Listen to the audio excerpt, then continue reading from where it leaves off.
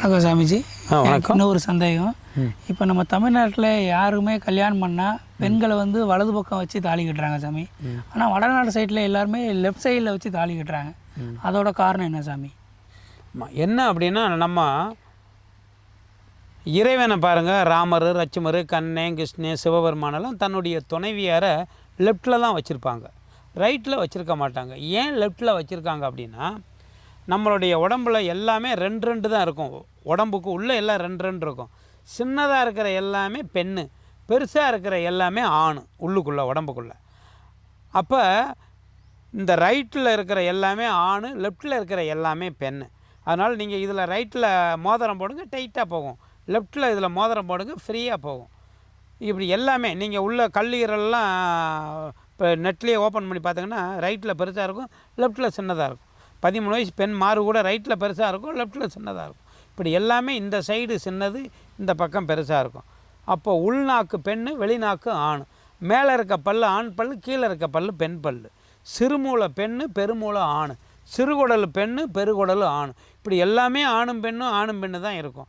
இந்த மூக்கில் காற்று வரும்போது ஒன்று சேர்ந்தால் ஆண் குழந்தை பிறக்கும், இந்த மூக்கில் காற்று வரும்போது ஒன்று சேர்ந்தால் பெண் குழந்தை பிறக்கும். ரெண்டு மூக்குலேயும் காற்று வரும்போது ஒன்று சேர்ந்தாங்கன்னா திருநங்கையாக பிறக்கும்.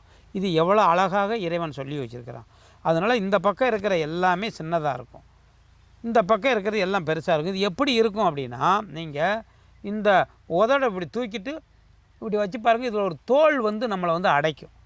அந்த தோல் என்னென்னா செவரு கட்டியிருக்கான், அப்படியே செவராக கட்டியிருப்பான்.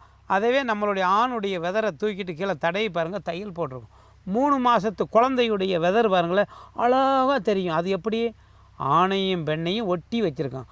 அப்போ நமக்கு மனைவி கிடையாது, ஒய்ப்பு கிடையாது, சம்சாரம் கிடையாது, தாரம் கிடையாது, வீட்டுக்காரி கிடையாது. அப்போ எப்படி கூப்பிடணும்? என் சரிபாதி வந்தாளா? நம்ம உடம்புல சரிபாதி. இப்போ அர்த்தனார் ஈஸ்வரன்னு எல்லாரும் சொல்கிறாங்க. ஏன் அதை ஆண் பாதி பெண் பாதின்னு அவங்க சொல்லியிருக்க வேண்டியதானே?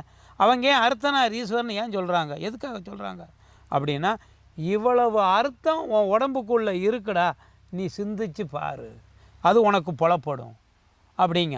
அதனால தான் நாயுடைய நாக்கை பாருங்கள், 2ஆக வெட்டுப்பட்டிருக்கும். பூனையுடைய மூக்கெல்லாம் பாருங்கள், 2ஆக வெட்டுப்பட்டிருக்கும். பனங்கிழங்கு பாருங்கள், 2ஆக வெட்டுப்படும். எந்த ஒரு ஜீவராசியை பார்த்தாலுமே 2ஆக வெட்டுப்பட்ட மாதிரியே காமிப்பான். ஏன்னா ஆண் பாதி பெண் பாதின்னு பிரித்து வச்சுருக்கான். அப்போ எல்லாமே மாதமாக இருக்கும்போது பாருங்கள், 6 மாதம் கழித்து வகுறு பாருங்கள், வகுறு நேராக இருக்காது. இப்படி சாஞ்சிருந்தால் ஆம்பளை பையன் பிறக்கும், இப்படி சாஞ்சிருந்தால் பொம்பளை பிள்ளை பிறக்கும். அவங்க கையை ஊண்டி எழுந்திப்பாங்க. இந்த கையை ஊண்டி எழுந்திச்சா ஆம்பளை பிள்ளை, இந்த கையை ஊண்டி எழுந்திச்சா பொம்பளை பிள்ளை. இந்த பக்கம் அதிக நேரம் தூங்கினா ஆம்பளை பிள்ளை, இந்த பக்கம் அதிக நேரம் தூங்கினா பொம்பளை பிள்ளை. இப்படி எல்லாமே இந்த பக்கம் பெண்ணுன்னு காமிக்கும் போத நம்ம மட்டும் ஏன் குறுக்கு வழியில் இந்த பக்கம் வச்சு தாலி கட்டணும்?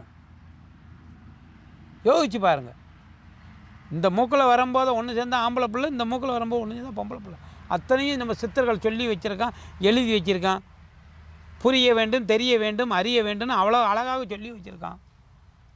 இதை ஏதோ ஒரு ஆள் இந்த மாதிரி வச்சா அதை அப்படியே அதை கொண்டுட்டு வந்துடுறாங்க. நீங்கள் நெட்டில் ஓப்பன் பண்ணி பாருங்கள், எல்லா தெய்வங்களும் எப்படி வச்சுருக்குறாங்க அப்படின்னு. நிறையா பேர் எங்கள்கிட்ட சொல்லியிருக்காங்க. ஐயா, நான் 7வது பார்த்தீங்கன்னா அந்த ஒவ்வொரு மாதமும் நீங்கள் சொன்ன மாதிரிலாம் நாங்கள் பார்த்தோம்.